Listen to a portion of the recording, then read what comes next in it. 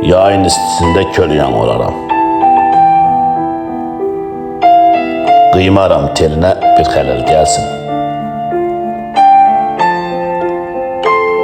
Birincə baxışım mənim bəsimdir, razıyam.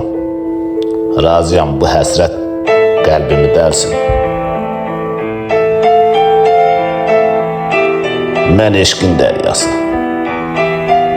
sən isə dalğa. Mehdər sahilə ləpələr qalxar. Sakit sahillərdə durğundur dalğa. Qasırğa qoparsa qəlbimi sıxar.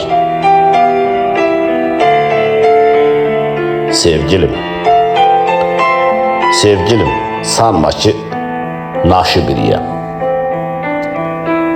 Mənim sözlərimdə eşqim alışır. Ay nazlı gözəlim, başımın tacı. Bil ki bu könlümdə sevgin danışır.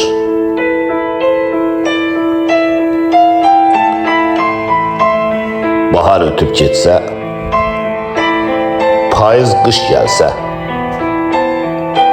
bahar ötüb getsə, payız qış gəlsə, könlümün ateşi isidər səni. Əgər baxışında ögeylik görsən, soyuq şaxta boran üşüdər məni. Əgər baxışında ögeylik görsən,